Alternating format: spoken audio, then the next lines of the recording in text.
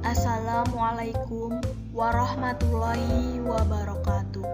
Saya Verlinda dengan NPM 19110902058 dengan dosen pengampu Ibu Rahmadiani MPD mata kuliah termodinamika. Baiklah, kali ini saya akan menyampaikan materi tentang suhu dan hukum ke-0 termodinamika. Selama ini kita mengetahui suhu diartikan sebagai sensasi panas dan dingin yang relatif berdasarkan persepsi. Manusia tidak reliabel dan terbatas. Nah, ini karena persepsi manusia, maka pengukuran suhu yang seperti ini tidak reliabel dan terbatas.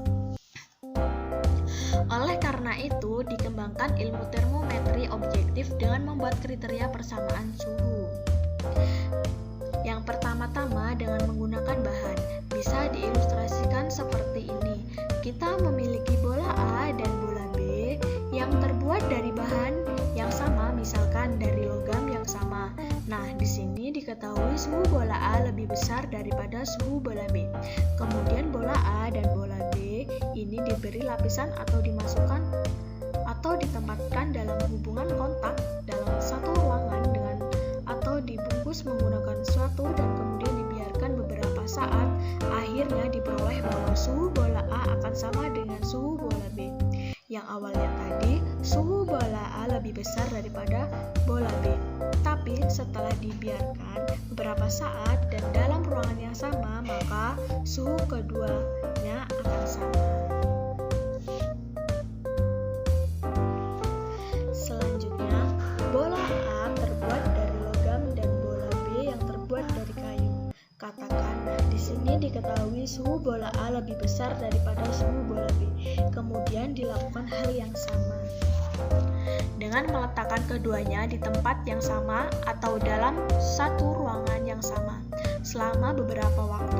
Nah, diperoleh bahwa rasa atau sensasi panasnya suhu bola A tidak sama dengan suhu bola B. Hal ini karena adanya perbedaan konduktivitas termal, di mana ini menunjukkan persepsi kita tidak reliabel, karena kita mengukur suhu keduanya dengan menggunakan kulit kita. Jadi kulit kita itu merupakan alat suhu yang tidak reliabel. Kesimpulan, dua benda dari bahan yang sama atau berbeda pada akhirnya keadaan akhirnya tercapai di mana tidak ada lagi perubahan lebih lanjut yang dapat diamati dari sifat-sifat yang terukur dari benda itu, mencapai kesetimbangan termal. Yang kedua yaitu semua benda memiliki sifat fisika dan akan berada dalam kesetimbangan termal ketika dilakukan suatu kontak dengan benda lain. Sifat fisika ini kemudian disebut dengan suhu. Jika dua benda berada dalam kesetimbangan termal ketika dilakukan kontak, maka dapat dinyatakan bahwa suhunya sama. Sebaliknya, jika suhu dari dua benda sama, mereka akan berada dalam kesetimbangan termal ketika dilakukan kontak. Yang terakhir, keadaan kesetimbangan termal dapat dideskripsikan sebagai keadaan di mana suhu sistem sama di semua titik. Hukum termodinamika. Pengertian termodinamika. Termodinamika merupakan cabang ilmu fisika yang mempelajari proses ketika usaha diubah menjadi kalor dan ketika kalor diubah menjadi usaha. Selain itu, cabang ilmu ini juga dapat kita temukan ketika pengeboran menghasilkan energi panas atau kalor. Secara umum, termodinamika ingin memahami bagaimana energi panas dapat mengalir dari satu medium ke medium lain. Proses aliran energinya dan akibat dari perpindahan energi tersebut, variabel-variabel yang sangat diperhatikan dalam cabang ilmu ini termasuk suhu, kalor, energi, tekanan, dan volume. Contoh paling mudahnya adalah ketika menggosok-gosokkan kedua tangan kita, lama-kelamaan kita merasakan permukaan tangan kita menghangat. Termodinamika berasal dari kata termos yang artinya panas dan dinamik yang artinya gerak atau perubahan, adalah salah satu cabang dari ilmu fisika yang mempelajari panas dan temperatur, serta hubungan keduanya pada energi dan gerak.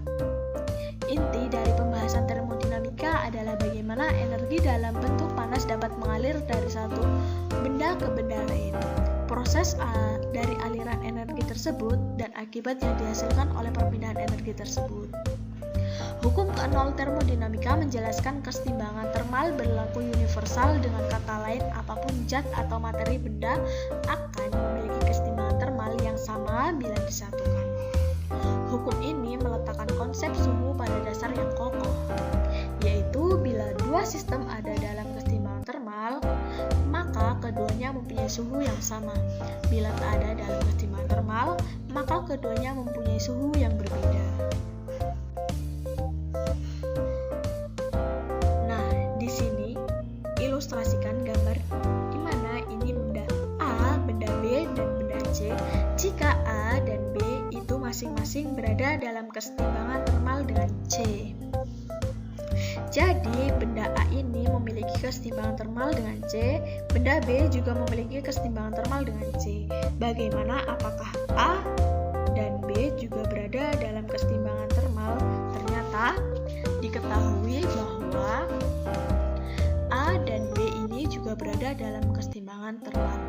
Ketika dua benda yang secara terpisah berada dalam kesetimbangan termal dengan benda yang ketiga, kedua benda tersebut juga berada dalam kesetimbangan termal satu sama lain. Ini adalah bunyi hukum ke-0 termodinamika.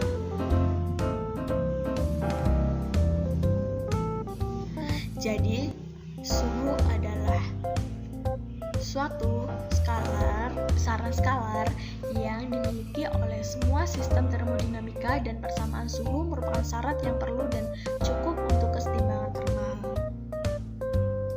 Pada dasarnya, suhu digunakan untuk menyatakan tingkatan panas suatu benda secara akurat. Untuk mengukur suhu diperlukan sebuah alat ukur yang bernama termometer. Selanjutnya, kita membahas tentang termometer. Di sini, banyak besaran fisis yang berubah karena adanya perubahan suhu. Volume cair, panjang batang, hambatan listrik pada kawat, tekanan gas pada volume tetap, volume gas pada tekanan tetap, dan warna filamen lampu. Prinsip termometer adalah memanfaatkan perubahan sifat besaran fisis karena adanya perubahan suhu, sifat termometrik. Zat khusus yang menunjukkan perubahan dalam sifat termometrik dikenal sebagai zat termometrik.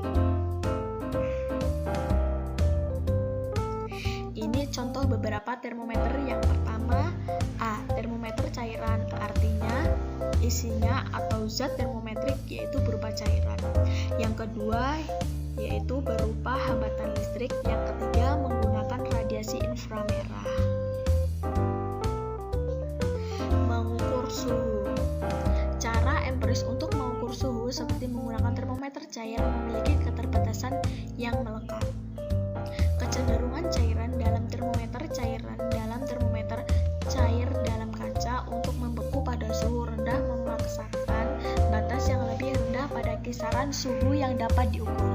Pada suhu tinggi cairan menguap, dan karenanya suhu ini juga tidak dapat ditentukan oleh termometer cair dalam kaca.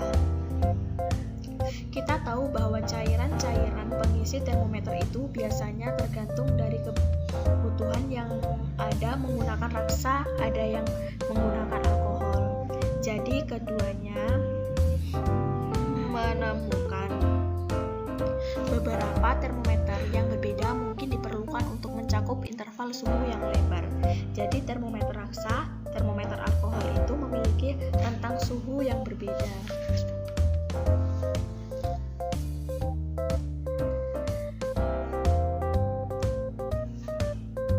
Keterbatasan empiris untuk mengukur suhu. Diperlukan menetapkan nilai suhu yang tidak tergantung pada sifat-sifat zat atau kelas zat tertentu. Skala suhu termodinamika. Skala Kelvin adalah skala suhu termodinamika absolut yang memberikan definisi suhu kontinu, berlaku untuk semua rentang suhu.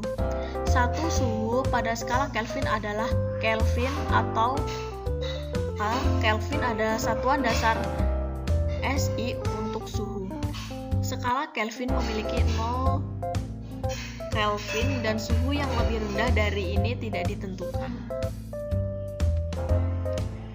Perbandingan skala suhu.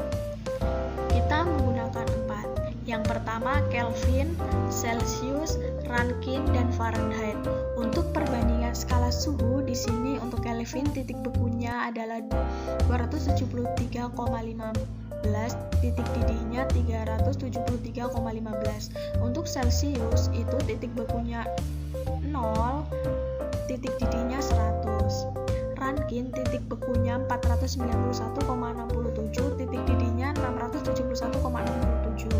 Untuk Fahrenheit titik bekunya 32, sedangkan titik didihnya 212. Untuk absolute zero yang memiliki zero mutlak atau nol mutlak atau nol absolut adalah Kelvin atau Rankine. Jadi keduanya ini bisa menunjukkan suhu nol mutlak, sedangkan untuk Celsius dan Fahrenheit itu nolnya itu masih diuji, dan untuk skala suhu termodinamika biasanya ditetapkan dengan menggunakan skala Kelvin.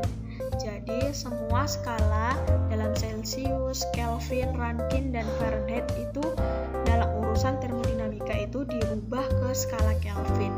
Untuk mengubahnya atau mengkonfirmasikan bisa digunakan persamaan-persamaan ini. Aplikasi suhu ke nol termodinamika. Dalam kehidupan sehari-hari, hukum ke nol ini banyakkan ditemukan atau digunakan. Seperti pada saat kita memasukkan es batu ke dalam air hangat, yang terjadi yaitu es batu akan mencair, suhu es meningkat, dan suhu air hangat menjadi turun. Kemudian lama-kelamaan esnya mencair semua dan tinggallah air dingin. Air dingin ini menunjukkan campuran antara es batu dan air hangat yang bersuhu sama, atau kata lainnya sudah masuk dalam keadaan kesetimbangan telur. Contoh lainnya yaitu pada saat kita memasak air di dalam panci. Benda pertama panci dan benda kedua air. Panci dibakar dengan api sehingga temperaturnya berubah. Air yang bersentuhan dengan panci juga temperaturnya naik dan akhirnya air mendidih. Sekian pembahasan suhu dan hukum ke nol termodinamika. Terima kasih. Wassalamualaikum warahmatullahi wabarakatuh.